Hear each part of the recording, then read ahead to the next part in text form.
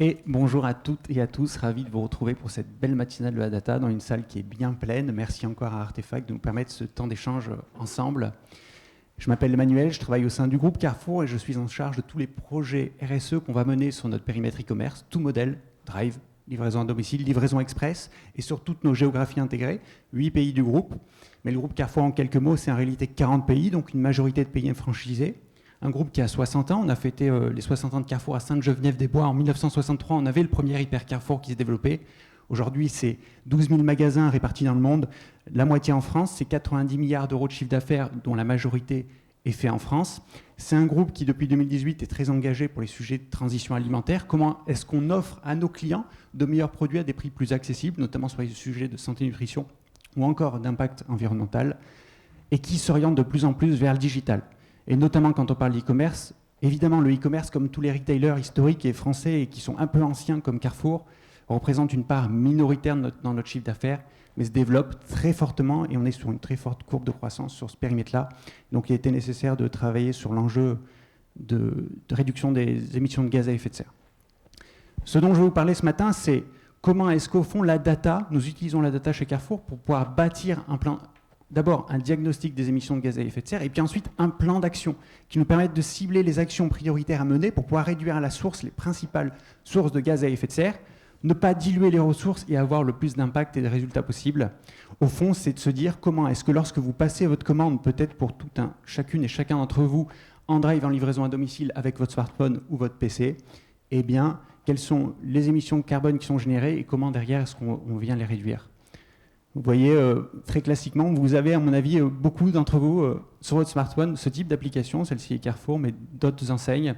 Et je pense que du coup, il est très important de travailler sur ces enjeux.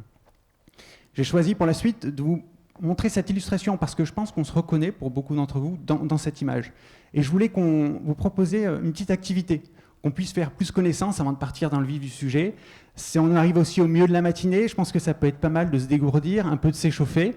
Et donc, on va faire un sondage à main levée, si vous le voulez bien. Je vais vous poser différentes questions, et ça permettra comme ça, 1, de mieux se connaître, 2, d'illustrer les propos. Je pense que pour la suite, ça peut être important. La première question que je vais vous poser, c'est qui parmi vous dans la salle, et vous verrez, le plus compliqué, c'est de lever la main la première fois, c'est comme poser la première question, mais après, ça va bien s'enchaîner. Qui parmi vous dans la salle a déjà fait au cours de l'année qui vient de passer une commande en ligne pour faire son plein de courses, que ce soit en drive ou en livraison à domicile? Ok, donc pour ceux qui sont en vidéo et à distance, je vais aussi analyser un peu les résultats en même temps. On va dire que globalement, 90% des personnes présentes dans la salle font des courses alimentaires en ligne.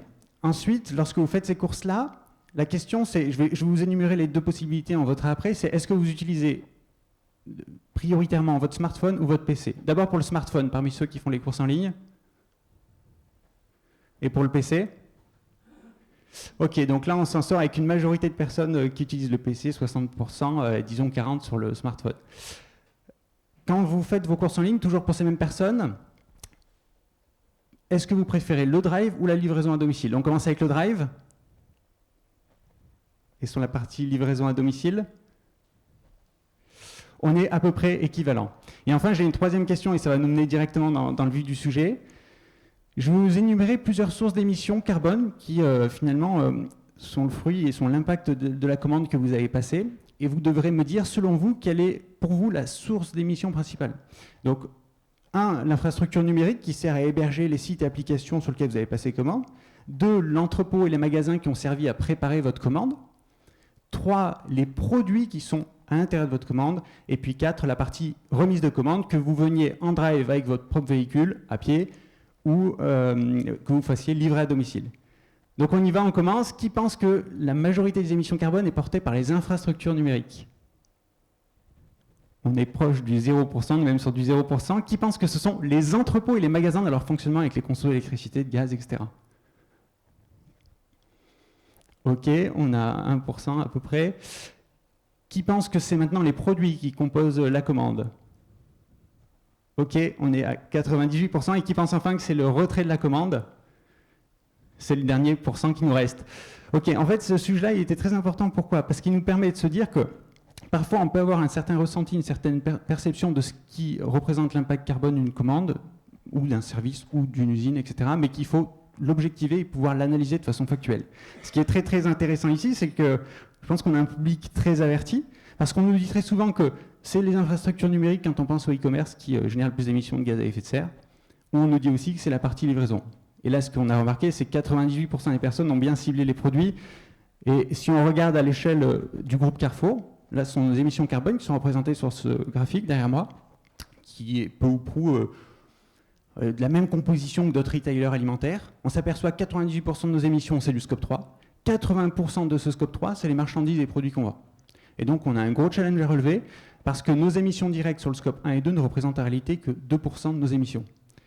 Pour autant, ça ne veut pas dire qu'il ne faut pas y travailler. Au contraire, même, il faut continuer à travailler sur le scope 1-2. On sait bien le maîtriser, on le travaille depuis un moment. Par contre, ça veut dire que sur le scope 3, il va falloir intensifier les efforts.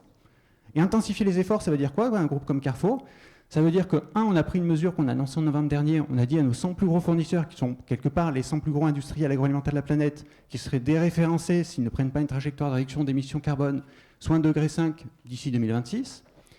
Et le second sujet, c'est que nous, on a aussi une part de responsabilité là-dedans. On a identifié que sur ce scope 3, on allait globalement, dans nos filières agricoles, changer les pratiques qui va permettre de réduire les émissions carbone ou séquestrer du carbone.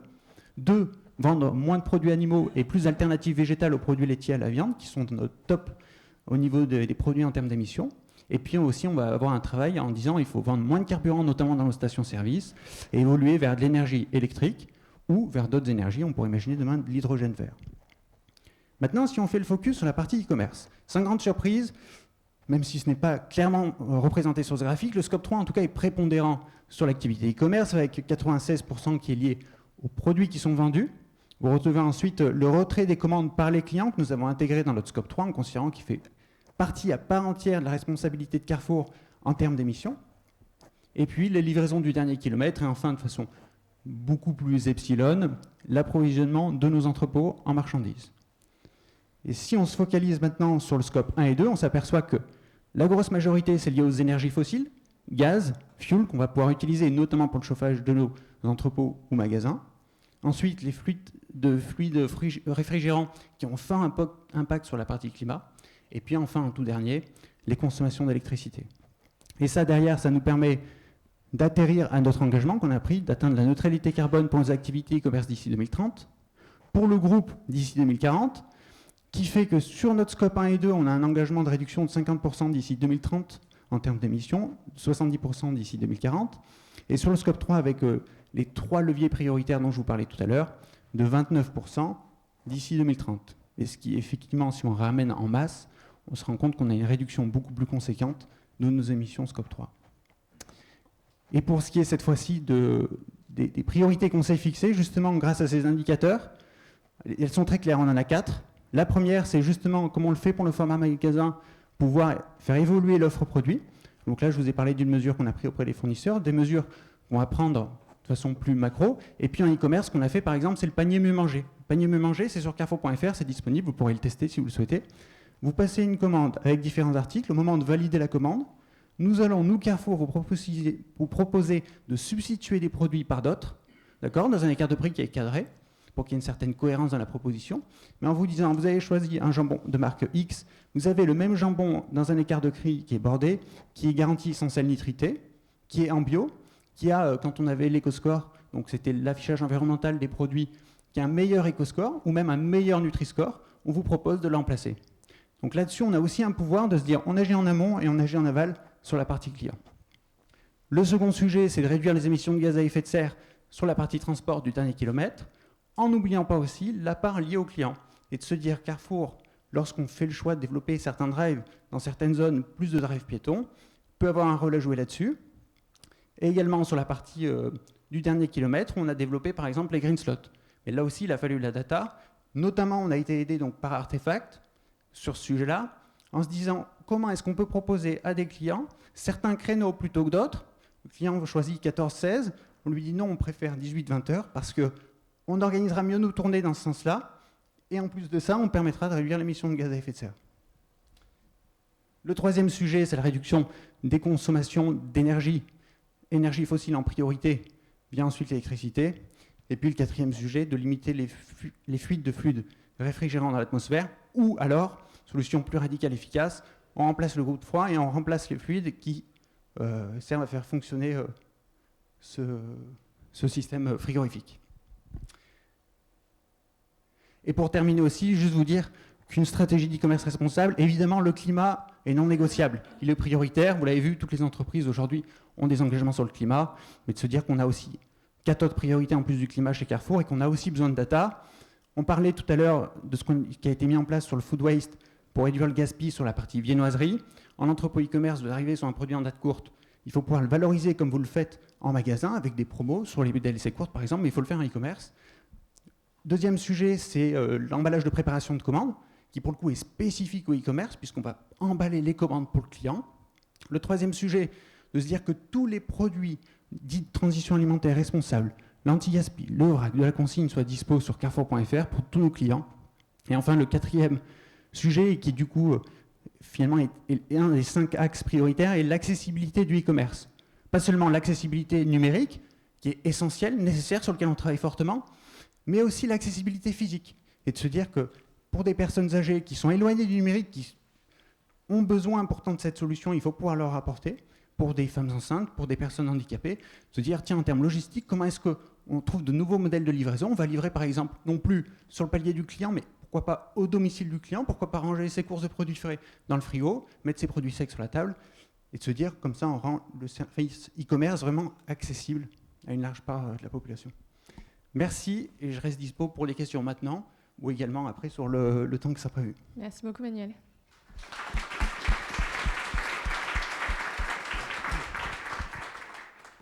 Bonjour, vous parliez du panier mieux manger, mais je crois que chez vous, il y a aussi le manger moins cher. Enfin, c'est une autre alternative. Donc, comment est-ce que justement vous utilisez du prédictif sur des clients pour éventuellement pousser davantage le moins cher ou le mieux manger en fonction de la typologie client, par exemple?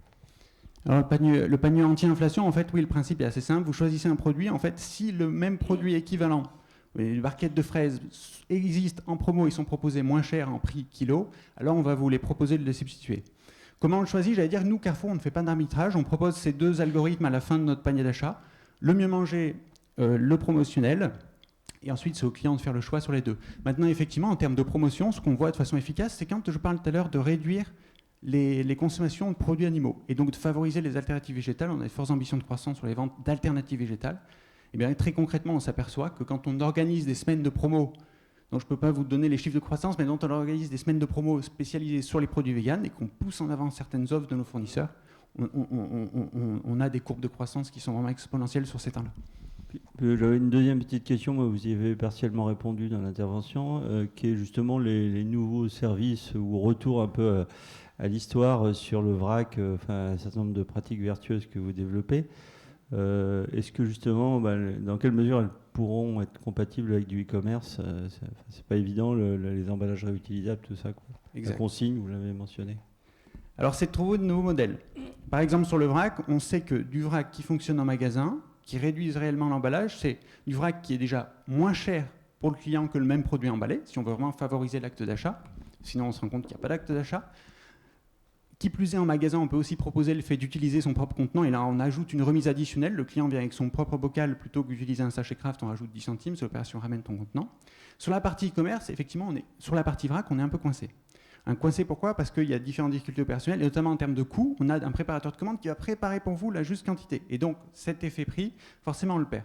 Par contre, ce qu'on se dit, c'est développer des produits consignés, comme c'était le cas effectivement dans le temps, comme c'est maintenant développé dans les magasins, où là, on se dit, on a un produit qui est acheté par le consommateur, qui va consommer, qui va ensuite pouvoir ramener l'emballage, et donc on réduit à la source le sujet de l'emballage. Voilà, et logistiquement, on l'a testé en livraison à domicile, c'est plus complexe, on le teste maintenant en drive, en se disant on va mutualiser dans les magasins qui ont des drives les points de retour justement des emballages qui consomment soit par le drive, soit qui consomment dans le magasin. Oui, j'ai trouvé intéressant l'exemple où vous proposiez de livrer un autre créneau horaire aux clients. Et en même temps, Carrefour, c'est une entreprise de service. Hein, les gens, ils ont envie d'avoir un service à un certain moment donné. Est-ce que vous pensez qu'il y a une certaine maturité des consommateurs pour accepter justement de changer leurs habitudes et d'accepter précisément d'être livré à un moment qui n'est pas forcément le meilleur moment pour eux, quoi? Oui. Alors, mais je vais modérer le propos, il n'y a pas de grande surprise non plus, mais j'allais dire oui de façon minoritaire lorsqu'il est proposé à des tarifs comparables. Maintenant, si on ajoute une incentive sur le prix de livraison, par exemple sur ces créneaux-là, pour favoriser encore davantage la décision, effectivement, là, on a une explosion de la demande. Donc, j'allais dire non, ça ne concerne pas tous les clients. Mais quelque part, quand même, malgré tout, là, on voit que le taux augmente. Et par exemple, suite à la France, on l'a développé en Italie. Et là aussi, on s'aperçoit que pareil, on a aussi une augmentation du nombre de clients qui l'utilisent au fur et à mesure. Bonjour. Vous parliez d'engagement SBTI pour vos 100 plus gros fournisseurs. Du coup, est-ce que votre action sur le scope 3, ça va se limiter entre guillemets à un engagement de vos fournisseurs ou également de suivre leur trajectoire régulièrement et du coup de les challenger sur l'atteinte de leurs objectifs?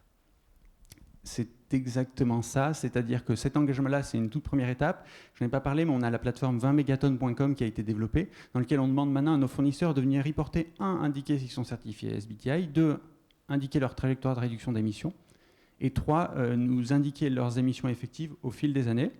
Premier point. Deuxième point, on a annoncé aussi un partenariat, un contrat qui a été lancé avec notre fournisseur Bell, qui est un gros producteur laitier, qui nous fournit Carrefour, dans lequel on a ajouté des clauses liées au climat, spécifiquement qui sont engageantes sur le fait de pouvoir enseigner cette plateforme, mais aussi, ça rejoint la question tout à l'heure sur les offres promotionnelles, en se disant que dans l'offre produit qu'on adresse aux clients, soit sur l'assortiment permanent, soit dans les promotions qu'on va pouvoir proposer au milieu de l'année, on s'engage auprès de ce fournisseur-là à pousser en avant ces offres végétales.